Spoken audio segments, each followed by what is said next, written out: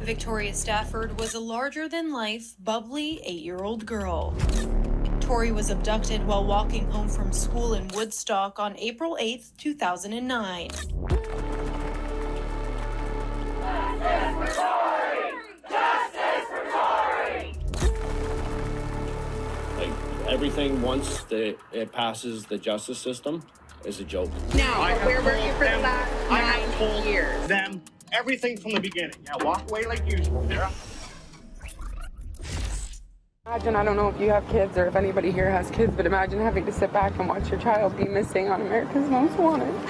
We've obtained a video surveillance tape that may possibly show Victoria Stafford on the tape. An OPP officer, an investigator assigned to the Stafford investigation, discovered human remains here just east of Mount Forest. I just need you to be strong, baby, and have faith that we are coming for you. For years, the town of Woodstock, Ontario believed that children were safe walking home from school.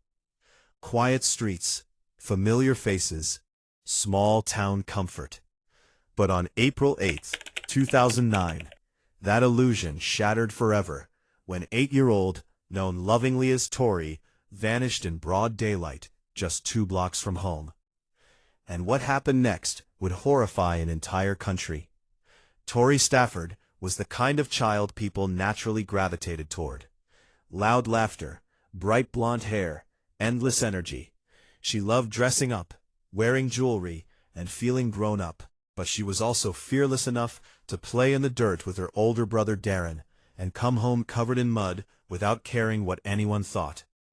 To her family, she was bubbly, dramatic, affectionate, and impossible not to love. The morning of April 8th started like any normal school day, except Tori was especially excited. The night before, she and her brother had stayed over at their mother Tara's new house for the very first time. Even better, Tara promised Tori she could invite friends over after school for a movie night. For an 8-year-old, that was basically the greatest thing ever. And because the new house was only a couple blocks from school, special arrangements were made for Tori to walk home alone that afternoon. It seemed harmless. At 3:25 p.m., the final bell rang at Oliver Stevens Public School.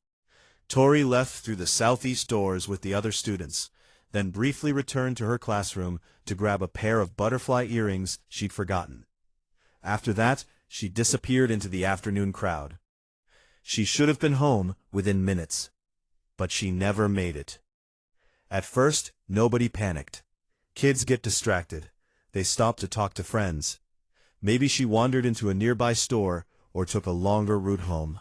But as the minutes stretched on, worry slowly turned into fear. By evening, Tori was officially reported missing, and almost immediately, people began asking difficult questions. Why had it taken hours to call police? Why was an 8-year-old walking home alone? And where could she possibly have gone in the span of just a few blocks? Then investigators uncovered something chilling.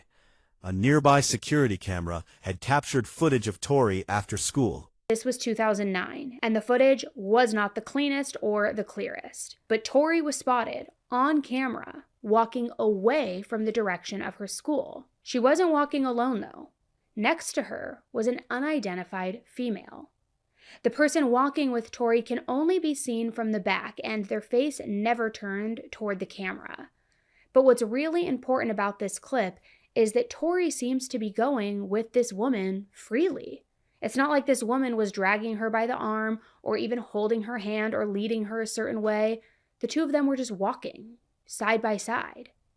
Now, you don't have to carry a kid off kicking and screaming for it to be a kidnapping, obviously not. That being said, though, this detail is important to note because it did show that Tori wasn't scared of whoever this woman was that was with her. She seemed to trust her enough that she was willing to go with her.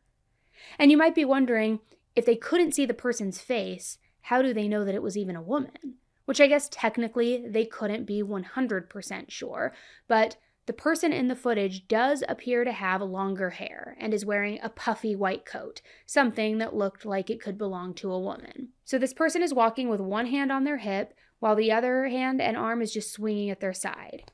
So, I mean, the investigators could have been wrong, but by the body language, the appearance, all of that, they felt like it was a woman, and they were also so sure that they alerted the media of this, that it was an unidentified woman. Now, if you're watching this over on YouTube, the clip that I'm showing, it zooms in as much as possible.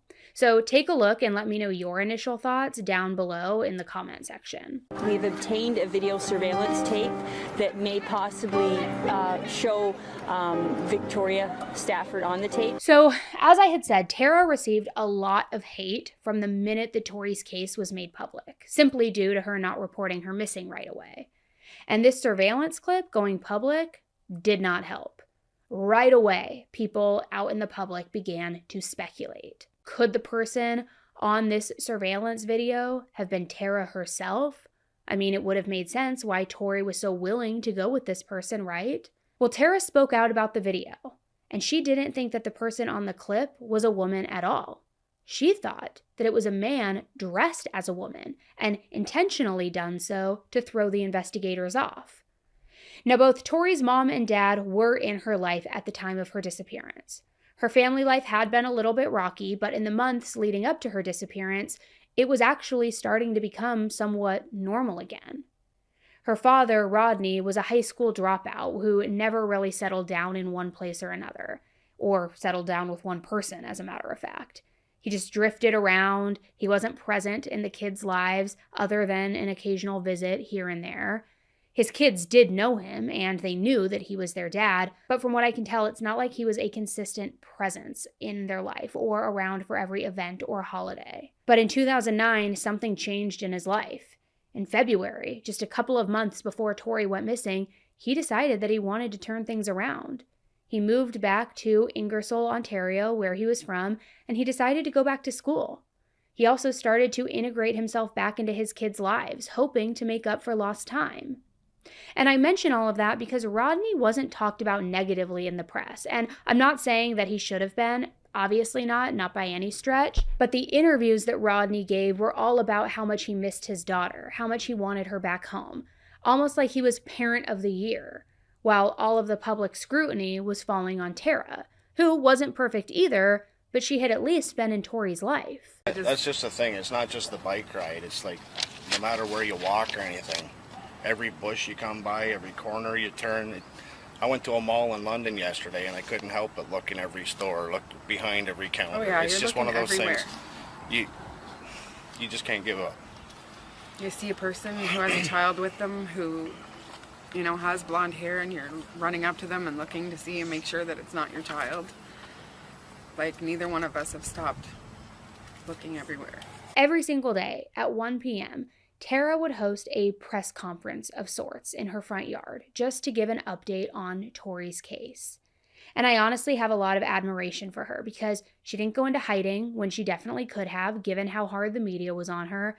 She spoke out. She used the attention to try to gain attention on her daughter. How difficult has it been this past week? Imagine if your child went missing. You know, that's all I can say. Just try. You can't even imagine, but just try to put it into your own shoes for a minute and just imagine how you'd feel. It doesn't matter how long. We're still going to maintain hope. She's going to come home. It doesn't matter if it's a week or a month. We're going to find her no matter where she is. We're going to find her and bring her home. She wasn't herself in that video. Like, Victoria is a very physically active child. She's always, like, I'm always telling her in the house, you know, quit stomping and jumping, because she's a stomper, jumper, hopper, skipper. Like, she's always on the move. And she wasn't herself when she was walking. Like, she would normally have been skipping or hopping or had friends around her. She never ever walks home without either her brother or friends or something. So that person has obviously taken her from her circle. And why would somebody take Tori? I honestly, I've been thinking about it, and I said, like, every child, every mother, every parent thinks that their child is the most beautiful child on the planet. I said, maybe it doesn't have anything to do with us. Maybe, you know, because that's where they were looking at first. I said, maybe it has nothing to do with us. Maybe they looked at her and said, she is an exceptionally beautiful child. She has beautiful blonde hair, beautiful blue eyes, beautiful skin, and she's just a gorgeous, gorgeous little girl, you know? I said, you know, if I was crazy, if I was nuts, if I was out searching a schoolyard, I would look at her and say, that is a beautiful child, you know? Like, I have no idea, but I have faith, and I know that we will find out who did this. Instead, she continued to show up for Tori, hoping that her press conferences would keep her face and name in the media. What would the motive be? I have no idea. I think this person's crazy. Whoever it is obviously got to have some kind of screw loose, because a normal human being walking down the road or planning or plotting or whatever the reason may be would just take a child. You've obviously got something wrong with you. And yet the hate continued. People broke down every single thing about her, and not just Tara, but other people in Tori's family. And really, this case reminded me how hard the public can go at people who are already going through the worst times in their lives. I know at the end of the day, we all come from a good place just wanting justice for the victims, but sometimes, even for myself, a little self-reflection moment here, sometimes it does go too far. A perfect example would be the roommates in the Idaho 4 case. I've seen some of the worst things possibly speculated and written about them. Just all that hate just because they survived that night. Now, if any of them had been victims as well, nobody would be digging into their past, dissecting their photos, trying to convince people online that they were actually psychopaths themselves who worked with Brian Koberger to kill their best friends. It just got so out of hand so quickly. Which anyway, that's just kind of a little side tangent that I feel was important to remember as avid viewers of true crime, to just say sometimes people can get a bit carried away. So Tara was disheartened, yes, not by the fact that she was being blamed, though I'm sure she didn't love that, but more so because every article that focused on her and her family's background was an article that was drawing attention away from Tori, drawing attention away from the investigation and the search parties that people could sign up for. Like I said last Thursday, I want the focus to be brought back to Victoria. I'm tired of Sarah being harassed. I'm tired of all the speculations are making it back into the paper and creeping it back into the paper.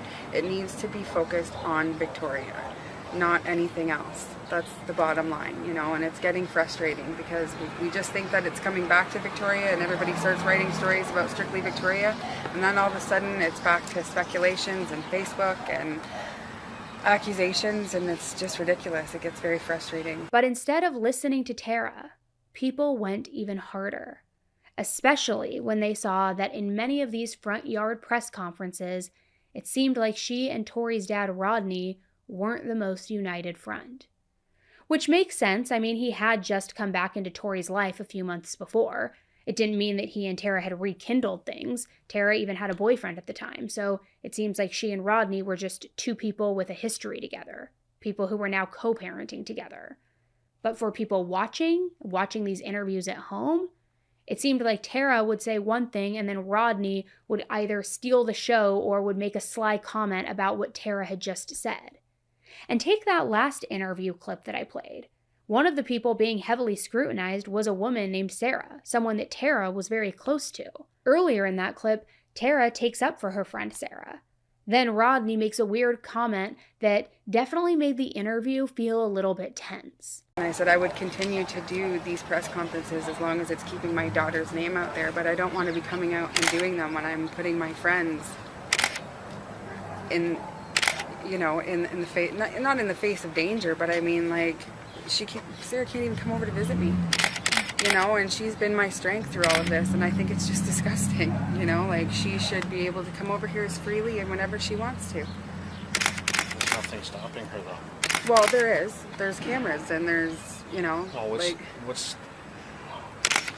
it's just the negativity that she's felt, you know, and she said, like, I had nothing to do with this. All I've tried to do is to be a good friend to you, and I've been slandered all over the papers, so I understand where she's coming from. Do you feel like the focus on your family and on your friends will help bring Tori home at all? No.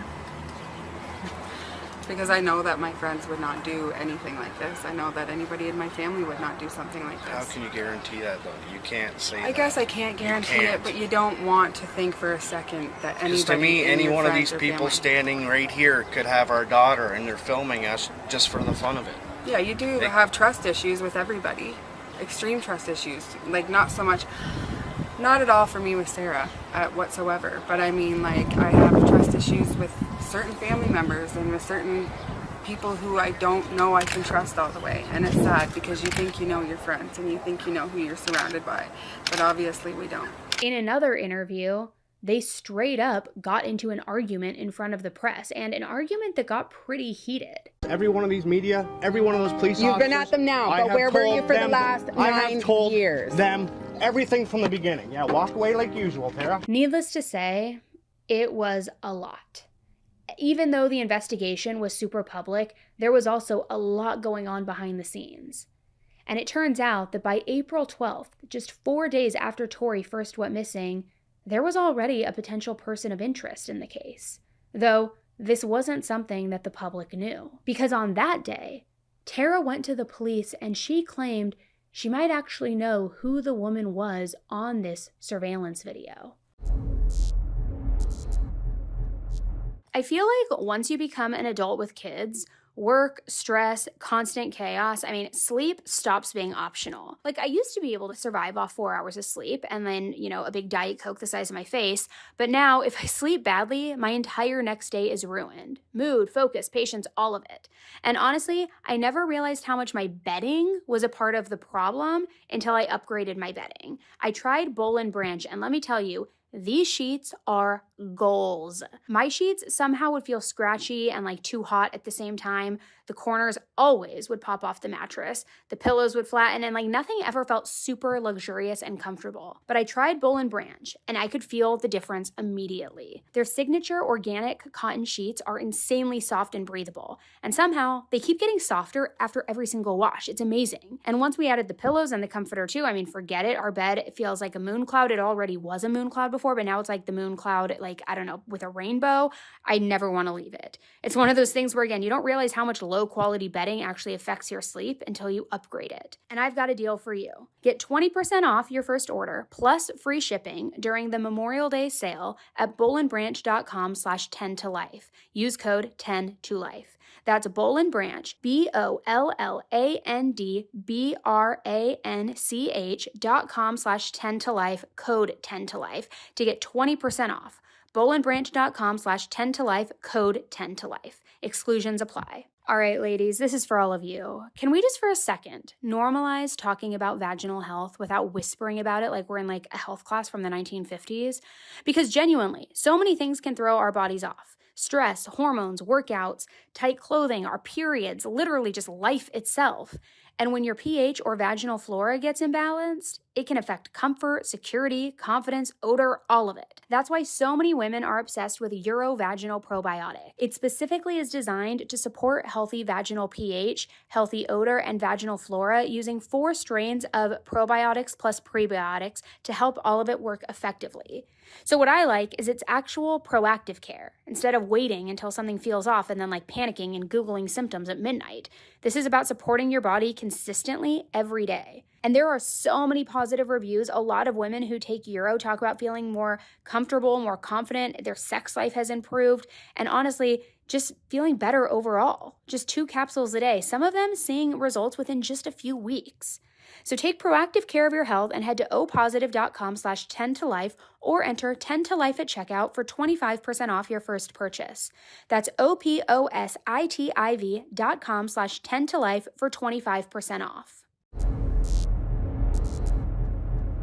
Tara gave the authorities the name of 18-year-old Terry McClintock. She explained that the reason that she thought that it was Terry Lynn in this footage was because she recognized the jacket that she was wearing. And she said that the person in the clip walked the same way. So who was Terry Lynn? And how did Tara know her? She's an 18-year-old after all. Well, in giving the police the information, Tara revealed some things about herself as well. You see, Tara was someone who had been battling with addiction. And it wasn't something that she was proud of, but it was her reality. And she claimed that there were 2 occasions in the months leading up to Tori's disappearance when she had gone with her boyfriend, James, to get some OxyContin at a woman named Carol McClintock's house. Terry Lynn was Carol's daughter. So Tara claimed that the first time that they went to Carol's, Terry Lynn was leaving when they were arriving, so they passed each other on the front lawn. The second time that Tara and James went over to pick up the pills, Tara said that they had a more personal interaction with Terry Lynn. Apparently, Carol had 2 Shih Tzu dogs, and Tara had one as well, so somehow the topic of breeding them got brought up. Tara claimed that during this conversation, Terry Lynn came over to the room to talk with her mom, and Tara is quoted as saying, "She gave her mom a message, then sat down. She was very, very under the influence, and I'm not sure if she had even noticed that we were there that day." So from the way that Tara describes it, it seems like she and Terry Lynn knew of each other, but had never actually spoken. It also seems like perhaps they were both addicts, and it's hard to say whether this story hurt or helped Tara when it came to suspicion. On one hand, she was admitting to being a addict, but on the other hand, Terry Lynn had an even darker history when it came to getting into trouble. Terry Lynn had smoked marijuana for the first time when she was just 8 years old. She dropped out of middle school, and then she overdosed on drugs around that same time. When she was 15 years old, she got her first criminal charge, assault, for punching her mother, Carol, in the face and for fracturing her cheekbone with that punch.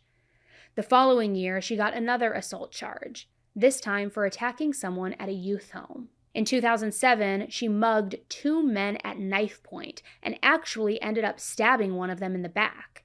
When the police arrested her, she hit one of the officers in the back of the head. Then, in March of 2008, while in a youth detention center, she wrote in a letter, quote, "I just want to be on the road and take the first person I see, grab them, bring them with me, mutilate the F out of them, smash their skull apart, and then piece it together like a puzzle. That way, they stay conscious of the pain that I'm inflicting on them." Which obviously is very disturbing. She was a teenager who had so much hate and danger within them, and why she was a free person in 2009 is beyond me.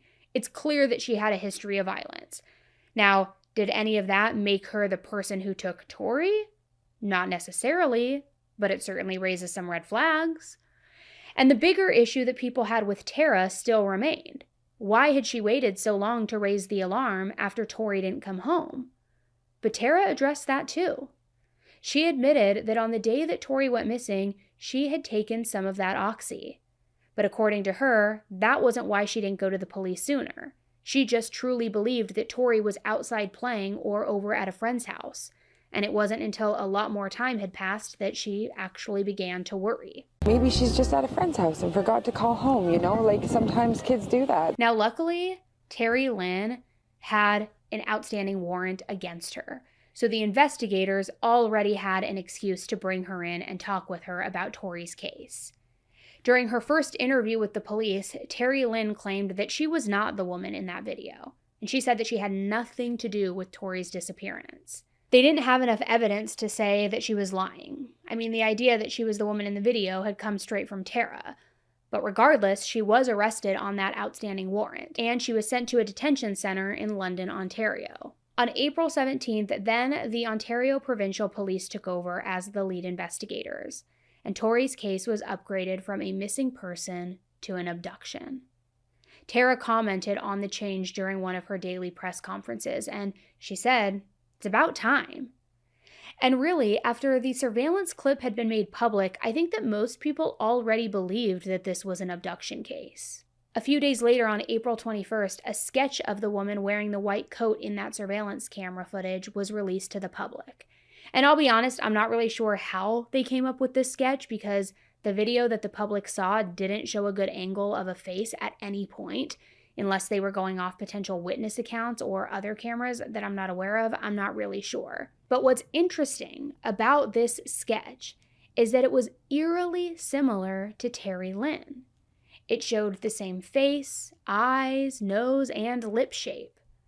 But even though the police were looking into Terry Lynn, the public still hadn't given up the idea that Tara might be involved somehow. Tara and James's issues had been brought to light, obviously, so rumors started spreading that they owed a dealer around $20,000 and that Tori had been taken as a result of that debt.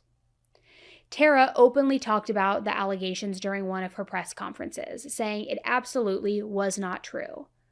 But then she went public with something pretty huge in all of this. Tara said that a limo had showed up at her house and had taken her and James to Toronto, and that once they got there, they met with people who claimed that they were in contact with whoever had Tori, and that they were even willing to pay a ransom that they said had been demanded for her safe return. And this whole story, it sounded so fake and so made up that the public felt even more sure of Tara's guilt. And to be fair, the story was made up. But not by Tara. It was made up by undercover cops. You see, investigators had been hoping that they could somehow catch Tara in a lie, or even better, a confession. So they set up this entire plot pretending to be a wealthy benefactor, someone who was willing to take care of a ransom that was demanded. But none of it was actually real. But the thought was that maybe Tara would be like, yeah, we actually do owe dealers some money, so holding Tori for ransom would make sense. Let's get this all squared away. So the undercover agents had done all of this work, but Tara didn't end up saying or doing anything incriminating. And then she went to the press about it, and that did not go over well. The limo driver got out, snuck through these backyards, knocked on her door. Limo's driver said, there's someone who wants to meet you. They explained that they had been under similar circumstances and there was a ransom that was asked for. Now keep in mind, the police never told Tara that they did any of this. Of course not. They wanted to catch her in a lie. So now Tara was doing her press conferences saying that she thought that it was genuine, all while the police were doing their own press conferences saying that it wasn't them, and that they wouldn't confirm if this person was legitimate or not, and that it, quote, didn't cause them concern. I mean, it was just a mess. Honestly, I believe that these people were 100% genuine, and I don't think it was the police trying to do anything. It was a person who was trying to help. I called yesterday and the police checked out the anonymous person, and they were legitimate. So that was discussed with, I called the police station yesterday and they confirmed that it was a legitimate offer. And as far as the limo ride goes, I was there. I talked to the security individual that was involved. This guy was not a joke. This was a totally legit, real thing. It happened.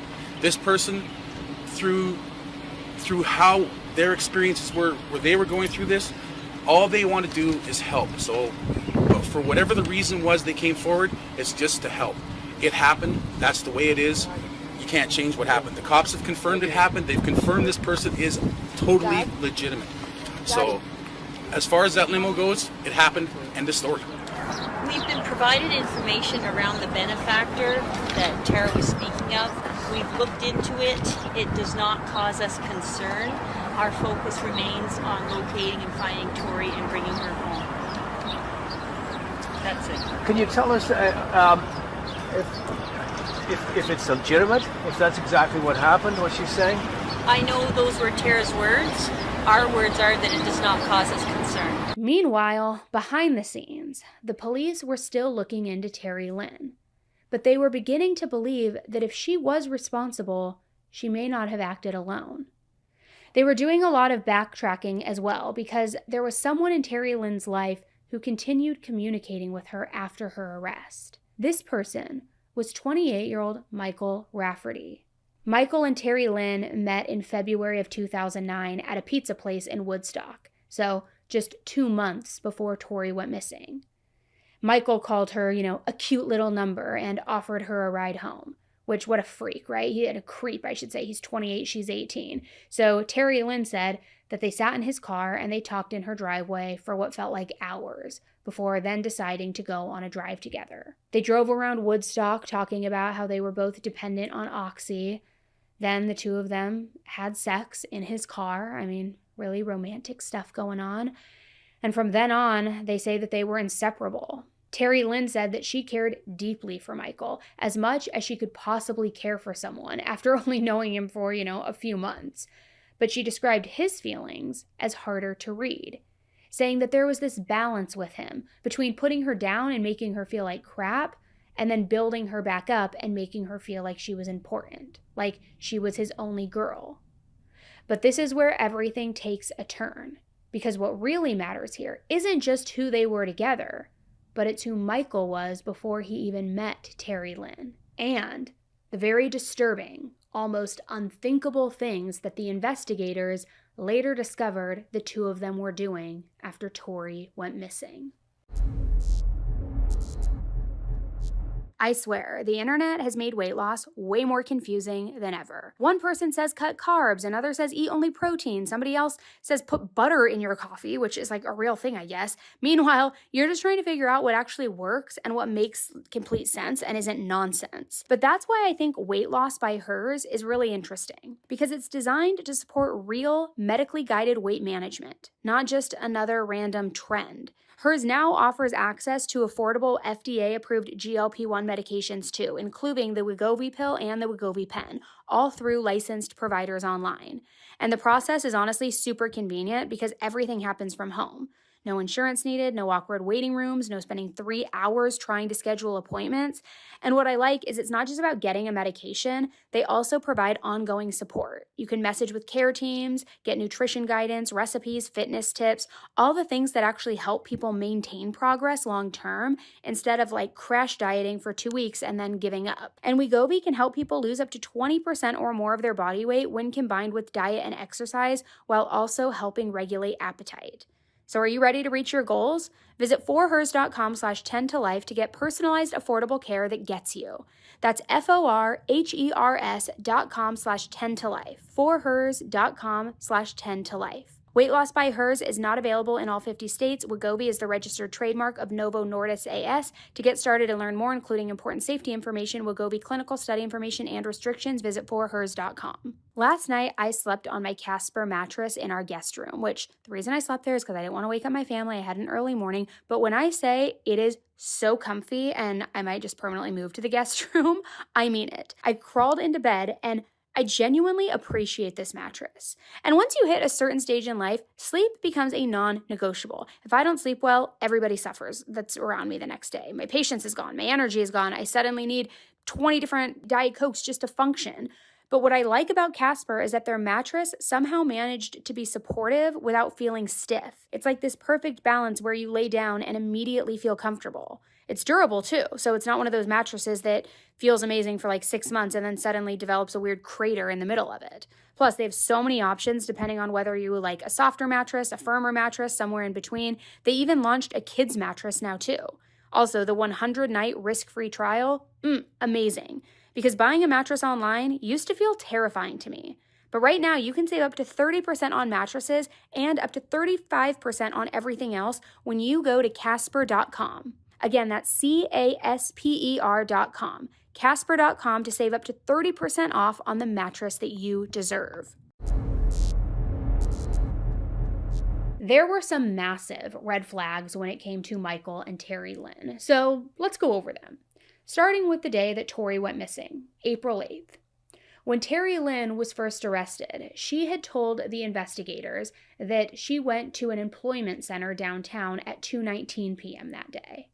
And I just got to take a second to talk about a form that she had filled out while she was there. She had turned in her resume, which noted that she had some previous experience in babysitting and that she was preparing to start the journey of getting her GED. But in a form that the center gave her, she also wrote, quote, "I tend to become angry easily."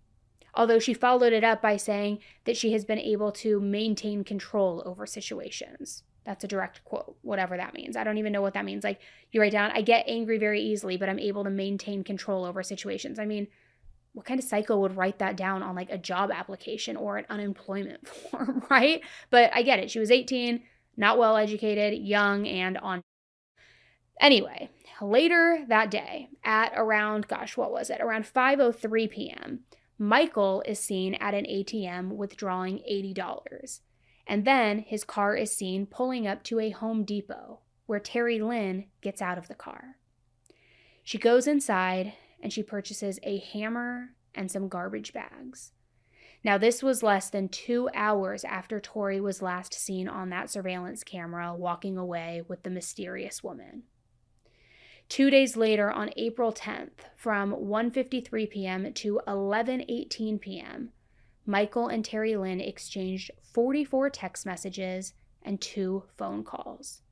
Then, 2 days after that, Terry Lynn was arrested on that outstanding warrant. From April 19th to May 15th, 30 phone calls were exchanged between Michael's BlackBerry and the detention center where Terry Lynn was being held. On May 8th and May 12th, Michael actually went to the detention center to visit Terry Lynn in person.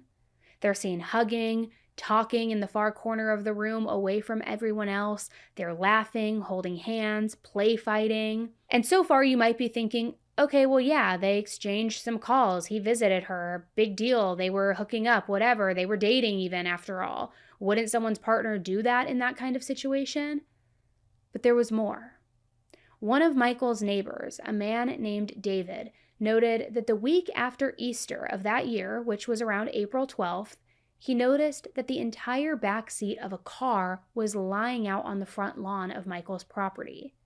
And sure, people take out seats out of their vehicles to give them a deep clean, to vacuum them, to soap them, shampoo them, whatever. But could there have been something more to it than just some spring cleaning?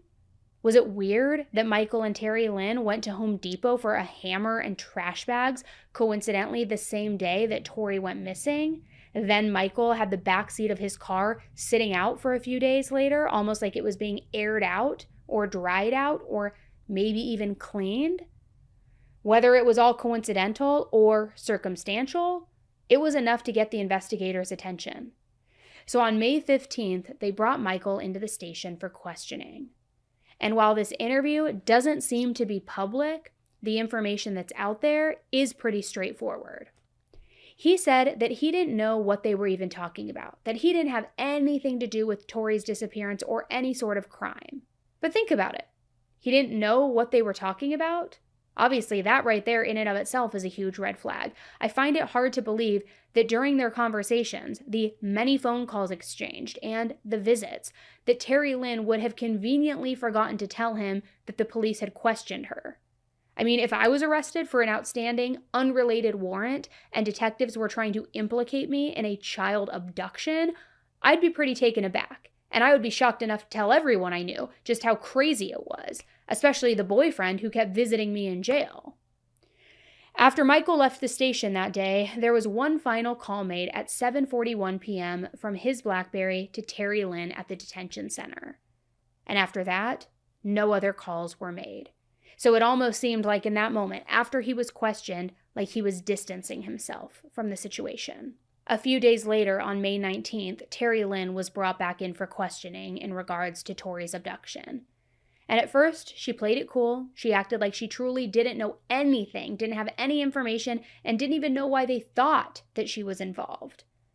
However, that calm, cool, collected energy, it didn't last long. Because as soon as some pressure was applied, Terry Lynn began folding. She began by explaining that her and Michael's relationship was not a good one.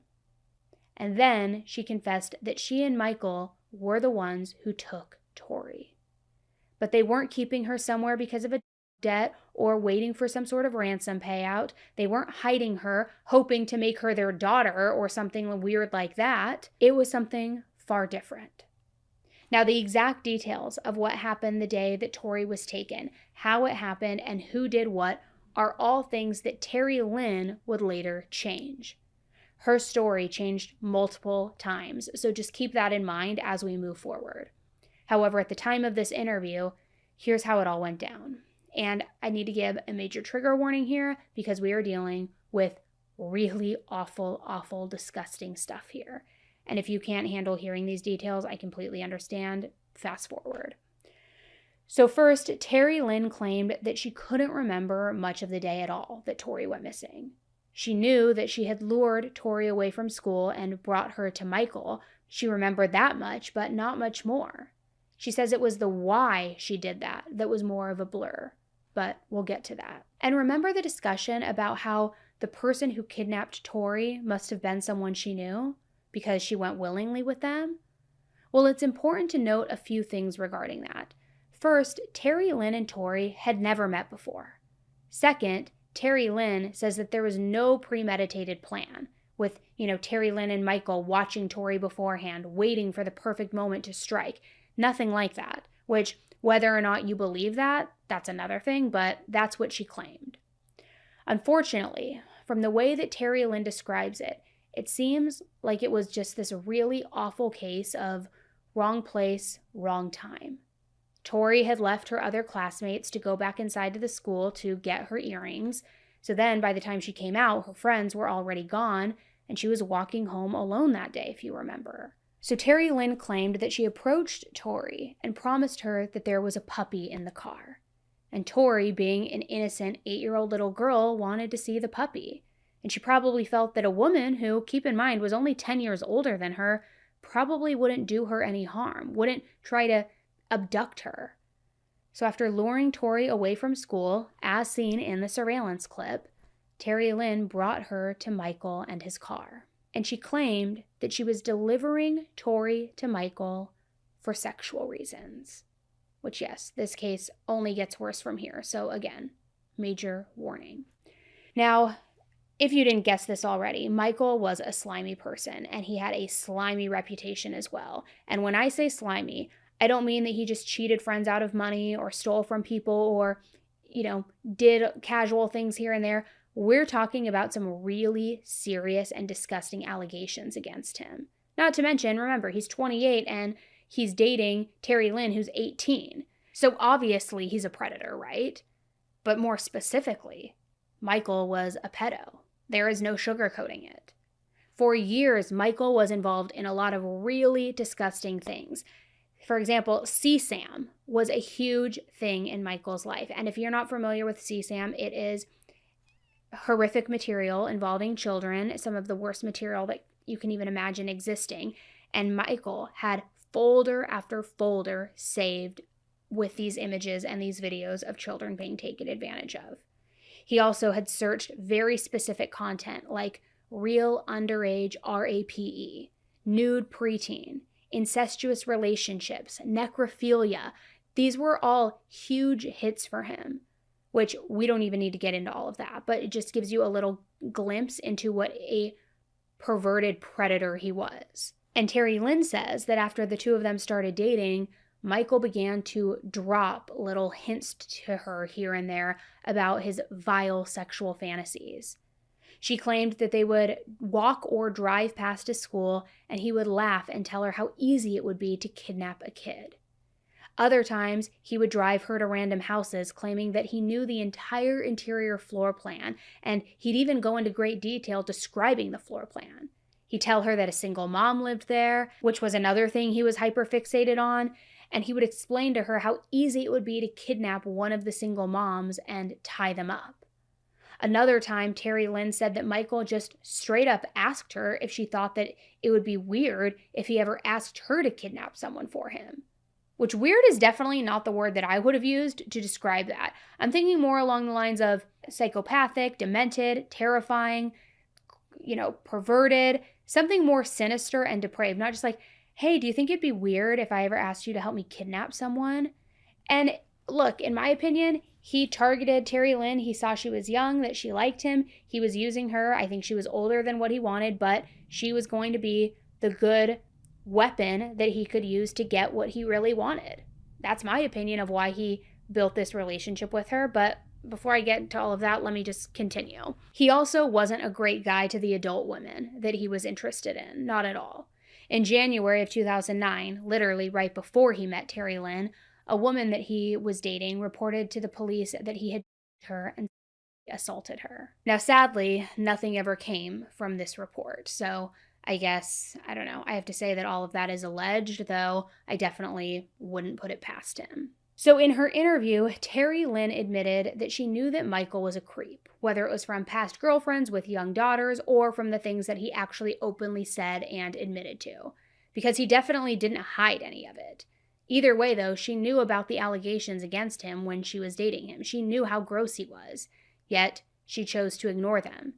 She claimed that she ignored these red flags, if you can even just call them red flags, when it comes to something so obvious and serious, but she says she ignored them because she wanted to have finally found a good man. Which, what a massive contradiction. You haven't found a good man, so maybe bury your head in the sand, but it's not going to make him a good man. He's also a pedo, and you know that, and you're trying to pretend that he's not? I don't know, which tip for anyone out there listening right now, pretending you have found a good man will not make him a good man. And so all of that being said, when Terry Lynn led Tori to Michael that day, she knew what was going to happen. She knew that Michael was at the very least going to sexually assault her. And unfortunately, that is exactly what happened. Michael and Terry Lynn drove out to a secluded spot in the countryside. They were on land that belonged to a farmer, which think very wide open, big fields. The closest neighbor wasn't even within eyesight. So unfortunately, as soon as they parked the car, Tori didn't stand a chance. I feel like for the longest time, I thought that feeling exhausted, bloated, run down, constantly getting sick and having zero energy was just like, oh, hi, welcome to being an adult. I genuinely convinced myself that it was normal. But the more that I've started paying attention to overall wellness and my body, the more I've realized that gut health and immune health affect literally everything. I first started taking Armra colostrum because I saw it on my social media feed and it was like going viral. I'm like, oh, what's this all about? And before anybody gets scared by the word colostrum, just stay with me here, because this stuff has over 400 bioactive nutrients that help support gut health, immune health, metabolism, skin, hair, recovery, basically your whole body. Now, what I personally love is that it's one of those wellness products where you can actually notice a difference over time. I have felt less run down, my digestion feels more balanced, I feel overall more healthier, more consistent day to day, and honestly, modern life is rough enough on our bodies. Like, you've got stress, processed food, lack of sleep, constantly being overstimulated, and all of it impacts your health, whether we want to admit it or not. And Armra, it's easy. I just raw dog the scoops into my mouth, but you can mix it in with something, with a drink. It's so easy. And I've worked out a special offer for my audience. Receive 30% off your first subscription order. Just go to armra.com/10tolife or enter 10 to life to get at checkout to get 30% off your first subscription order. That's armra.com/10tolife. Have you ever put your makeup on in the morning and like by 2 p.m. when it rolls around, it somehow looks worse? It's like either cakey, dry, and heavy, or like falling off your face like me. It's like sliding off and you realizing you have like texture on your face you didn't even know you had, because that's the story of my life. And I started trying OG because it's makeup that genuinely feels more like skincare. Their Crystal Contour collection also has become one of my new favorites because it gives you this really natural, glowy, healthy look, but without feeling heavy at all. And I'm super picky about beauty products and skincare products because I feel like every brand throws out the word clean and natural, but OG is actually certified organic. Their ingredients are things that you would expect in high-end skincare too. Green coffee oil, elderberry extract, all these good things, and you can honestly tell when you put it on how great it is. I also love how easy it is. The contour sticks blend so quickly. They just layer beautifully, and somehow they make you look more polished in like 5 minutes. It's one of those products where people keep telling you that you look really healthy and glowy, but they can't figure out why. I even had somebody in a live stream be like, hey, Annie, are you pregnant? I'm like, no, thanks, I'm just glowy. But the best part is it still looks good at the end of the day instead of melting off your face by lunchtime. So if you're ready to raise your beauty standards, OG's got you covered. Go to OG.com/AE and use code AE for 15% off. That's OGEE.com/AE and enter code AE to get 15% off. Unfortunately, Terry Lynn confessed that Tori was no longer alive, and that she hadn't been since shortly after she was kidnapped. And when I say shortly, I mean that Tori only had an hour or two before they took her life. In other words, even if Tara had reported her missing right at 3:45 p.m. when she first noticed that Tori wasn't home, there's a pretty good chance that her fate would have still been the same, which is awful to think about. Terry Lynn claimed that after they parked in that secluded spot on that farm, Michael assaulted Tori. Soon after that, he then began beating her savagely. He hit her over and over again, kicking her, hurting her, and then he put a plastic garbage bag over her head and he beat her head in with a hammer. These final moments of Tori's life were horrifying. violent, filled with unimaginable cruelty. What ultimately took her life were the continuous blows to her head with that claw hammer. And remember, Terry Lynn is saying that Michael did all of this. She claimed that she was just the person to help facilitate the abduction of Tori, which doesn't make her a better of a person, obviously not. Regardless, though, she said that Michael was the one to assault Tori and end her life, acting as though she didn't have a big participating role in this and that she shouldn't be responsible. In this interview and subsequent interviews, Terry Lynn was crying and acting as if she was so blindsided by what happened, which it's honestly infuriating because nobody can seriously watch the clips or hear the clips and think that she was somehow the poor, helpless victim in all of this. Tori's on the ground.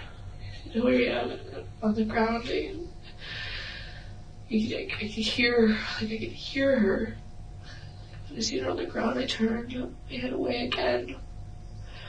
I could hear her, like, the sound of her voice, like, just grow fainter.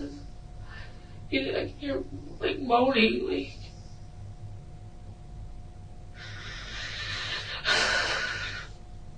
Okay, Terry, let's talk about what you saw, okay? You can't have your back turned like that, right? You saw this, okay? This isn't a matter of what you heard, all right? Let's talk about what you saw, all right? You're concerned about this little girl, all right? You're not going to turn your back on her, all right? Okay, we need to talk about the things you saw. It seemed like you kicked her a couple times, like. A garbage bag over her head.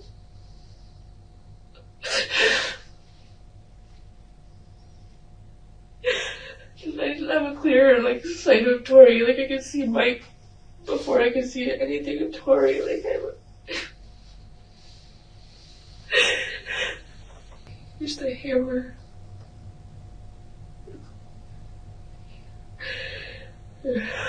Where did he hit her with the hammer? I had a garbage bag over, so there wasn't. Afterwards, like, this pretty much what made it easier. Just, like, he knew what he was doing. Like,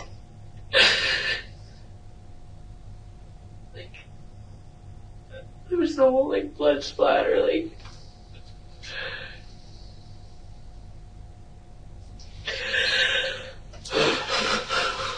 Okay. So he hits her in the head with a hammer, right? And then what happens?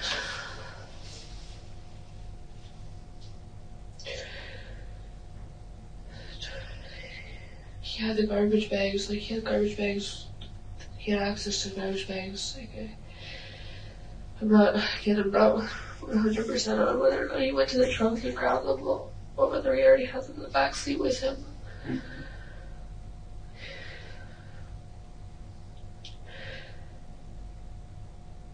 I started to put garbage bags over her feet, like, from the bottom. And then over the top of her, like, I'm pretty sure there was, like, maybe 2-3 garbage bags he used. And again, that's that point in time, like. So like I said, she paints herself as the victim. She acts like she was worried about Tori and that she didn't know that Michael was going to kill her. Now, she claimed that she didn't know that she was luring Tori to her death, which, I mean, if you're kidnapping a little girl and dropping her off with your scumbag pedo boyfriend, what do you mean you didn't know that you were luring her to her death? Nothing good can come from that. And you think, what, it makes it better that you're luring her to be assaulted, but not her death? I mean, come on. And remember, Terry Lynn started by saying she didn't remember much of the day. She said she didn't even remember buying a hammer or garbage bags from Home Depot either. Which really, she blames most of it on her usage, describing her mental state as kind of more like her whole mind was a fog. And based on everything that we know about both Michael and Terry Lynn, I find it very difficult to believe that they had not set out that day to kidnap a child. Maybe not Tori specifically, but someone. In which case, it would be a complete coincidence that Tori's mother had been buying from Terry Lynn's mother. But as for not anticipating the murder, I'm not buying what Terry Lynn is saying. She was the one who was seen going into Home Depot that day to buy the hammer and the garbage bags. She's the one who lured Tori from the school. I refuse to believe that she was just clueless in all of this. Even if she was under the influence, I mean, come on. Tori was already in their car when they stopped at Home Depot. She knew what she was doing. So after Terry Lynn's confession, she was charged with kidnapping and accessory to murder. As for Michael, he was arrested and charged with kidnapping and first-degree murder. And a lot of people wondered why Terry Lynn decided to confess at all, because there really was no solid evidence against either one of them. Sure, the investigators were interviewing them, but at the time, authorities were still focusing in on Tara and James. So did Terry Lynn confess because she actually felt bad and remorseful? Maybe. A lot of people think that the real answer was a lot pettier than that, though. I mentioned how Michael's reputation earlier was not a great one, but he also apparently had a reputation of being like a serial dater and a serial cheater. So rumor has it that Terry Lynn got word that Michael wasn't being faithful to her while she was locked up and on that outstanding warrant, and that he was, being with a bunch of girls on the outside while she was stuck in jail. Granted, being stuck in jail was due to her own actions, and it had nothing to do with Tori's case, but still, she wasn't happy about him stepping out on her. Which, if that was the motivation for why she confessed, I mean, Michael really blew it. Because Terry Lynn also told investigators that during one of Michael's visits, she told him that if it came down to it, she would take responsibility for the murder, saying, quote, "I said that I would take the fall for everything, that I would say that it was all me, that he had more to lose than I did. So I said, don't worry about it. It's okay. I'm just an 18-year-old junkie anyways. I'll cover for you." But now, apparently, because she heard that he was cheating on her and not loyal to her, she's basically like, you, I'm throwing your ass under the bus. So anyway, after her tearful confession, Terry Lynn pleaded guilty to first-degree murder. She didn't even want to bother with going to trial. When it comes to her guilty plea, Terry Lynn said, quote, "Most of the people supporting me have said that I'm insane for pleading guilty to murder when I didn't inflict death on anyone. But according to her, she says, my actions are what put that child into the hands of death." I couldn't have said it any better myself, and I truly do hope that those feelings were genuine. But whether they were or weren't, that's something that you can decide for yourself once you hear what comes next, because this case is far from over. The month after Terry Lynn confessed, in June of 2009, Tori's family held a memorial service for her. All this time, they had hope that they would find her alive. But now they had confirmation that they weren't doing any more searches for a missing or abducted child. They were now searching for a body. Terry Lynn had given a rough sketch of the area where she claimed Tori's body would be, saying it would be buried under a big pile of rocks. And as for Michael, he wasn't interested in helping.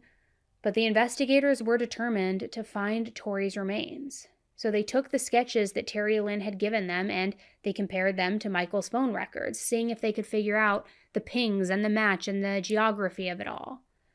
Then investigators drove around in what seemed like circles until they finally came to an area that looked similar to the sketches that they had been given. And finally, on July 19th, 2009, Tori's remains were found. She was naked from the waist down. On her upper half was her sparkly Hannah Montana t-shirt with the words, "A girl can dream," written across the front. And she was also found with her butterfly earrings, the ones that she had run back inside the school that day to get, and that she was last seen wearing. Unfortunately, because of how long her body had been out in the elements, it was very badly decomposed. But the autopsy report, it went into detail, showing just how brutal Tori's death really was. Now, Terry Lynn's confession was bad, yes, but hearing the brutality of it in medical terms was even worse. Tori had 16 rib fractures, which went with Terry Lynn's story of Michael kicking Tori repeatedly.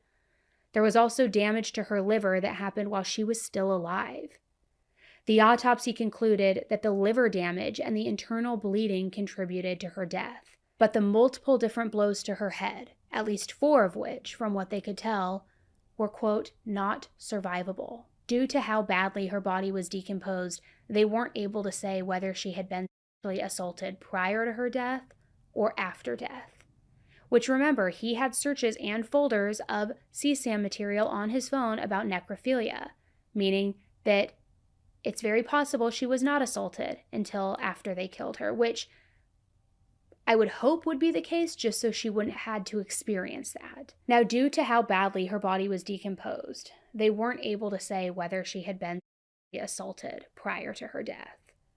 Now, those are the facts from the autopsy report. But you know what else are facts? Terry Lynn confessing that Michael assaulted Tori. We also know of Michael's disgusting fantasies involving minors. It's backed up by the loads of CSAM material found on his devices. Plus, Tori's body being found with no underwear or pants on. I mean, it's fairly clear what happened to her here, at least in my opinion, and I think a lot of you will agree. But I will say this, and I can only hope. I do think that there was some sort of sexual element, 100%, given his motivation, given what's on his hard drives, given the fact that she was naked from the waist down. But what I do hope, we know that he had CSAM material that involved necrophilia.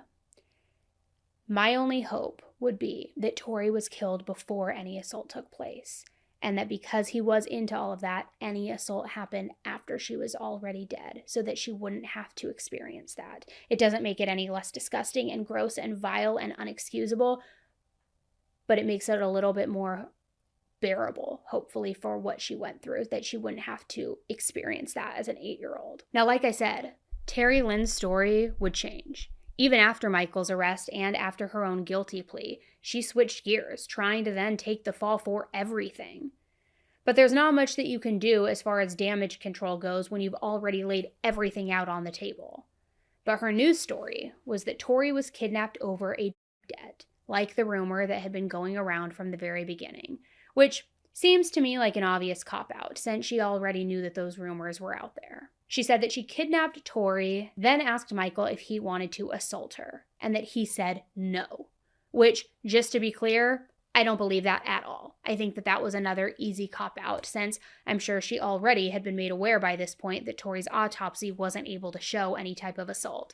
So she, might as well make it seem like Michael was innocent in all of this. And then, finally, Terry Lynn claimed that she was the one who delivered those final blows with the hammer, ultimately killing Tori. She said that she blamed it on Michael before because she couldn't come to terms with the fact that she had killed a child. Now, I want to be clear. I don't believe any of this story, for a lot of different reasons. According to one source, Terry Lynn pretty much admitted it herself while she was in prison, speaking to her godmother. Allegedly, she said that she was sad about Tori's death, but only because she was a child. But even despite that sadness, she said that she could do it again, which is absolutely despicable. Michael's trial was in 2012, where he pleaded not guilty to first-degree murder, assault causing bodily harm, and kidnapping. And the trial was brutal. For Tori's loved ones, every day was a new form of hell. Because get this scumbag piece of garbage had the audacity to wear a purple button-up shirt and purple tie. Purple being Tori's favorite color and the color that her family had chosen to honor her memory in. Very early on in the investigation, too, they chose this color. And he is just there, wearing it, flaunting it. It's disgusting. All while everybody's going into the dark, dirty details of her murder. Even seeing photos of her remains. Tori's dad, Rodney, couldn't stomach it. It was too much for him. There were some days when slides of the different photos were shown and he just had to leave the courtroom because he couldn't watch. As for Tara, she stayed in the courtroom, sobbing into tissues, looking at photos that no mother should ever have to see. Even the jury was warned that some of the slides were enough to make their stomach turn, and people who work in law enforcement incredibly uncomfortable. These were very brutal images. Then, at the end of each day, the press was lined up outside, waiting to interview different members of Tori's family, which we know isn't uncommon at all, but some of the questions that they asked were pretty intense. Rodney, what's it like to be in the same room? What's it like to be in the same room? Pardon? What's it like to be in the same room as the man accused of taking your daughter away? It's self-explanatory, really, if you think about it. Most of us don't have to deal with something like that. Well, yeah, but at the same, I don't know how to answer that. I don't, because it's heartbreaking, because there's nothing you can do or say without ruining the potential, like what's going to happen, what's going to come of this. You can't say anything. You're put under so many different gag orders. It's ridiculous. What's going through your mind as grandmother? Can you move maybe a bit closer? further up, yeah. What's going through your mind? How do you feel on a day like today? I don't know. My head's just in a big whirl right now.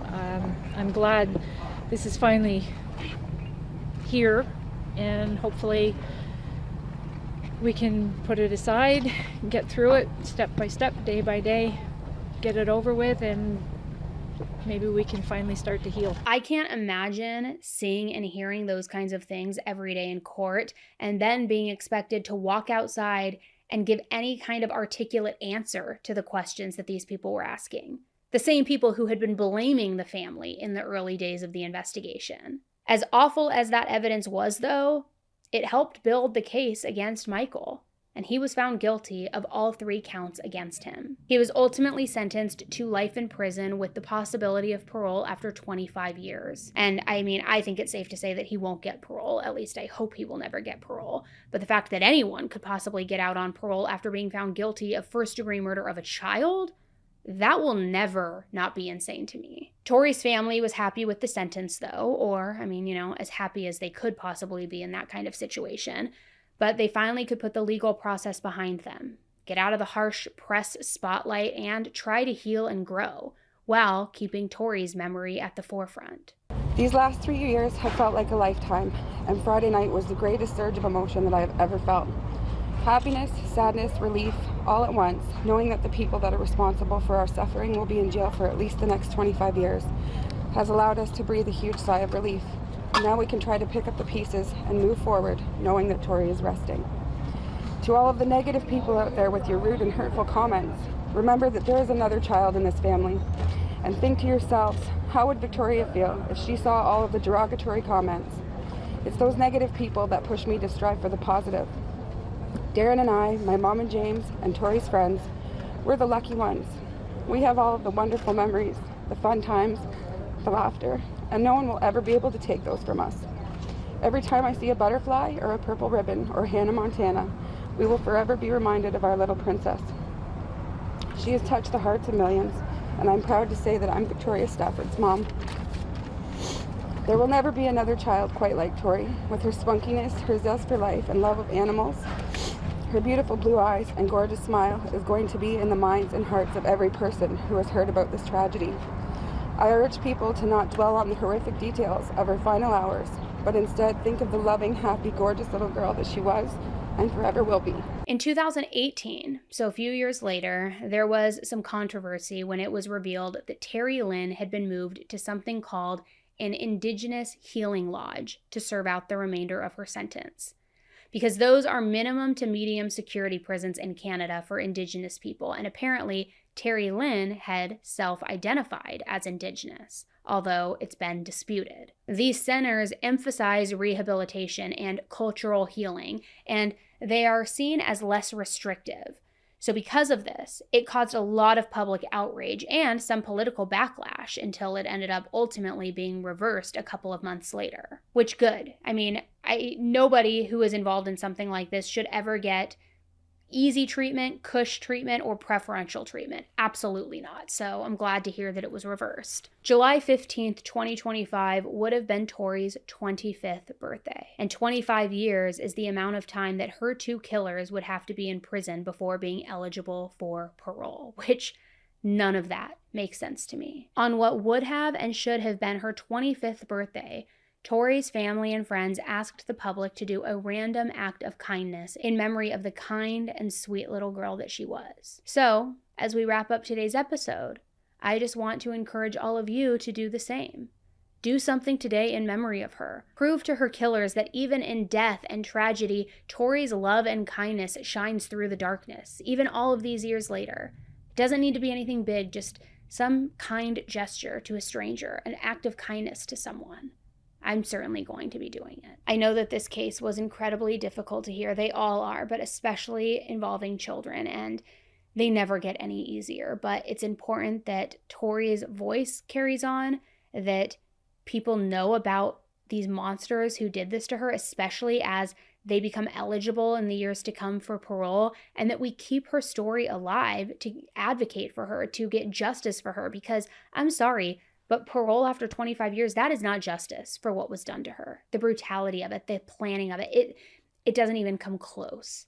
So as difficult as these cases are to talk about with you and to hear, I appreciate you. There's a bigger purpose as to why we do this, obviously, so I just really want to thank you for sticking through it. I'll be back with you next Tuesday with an all-new case, but until then, please do a random act of kindness today and think of Tori and stay safe. Bye.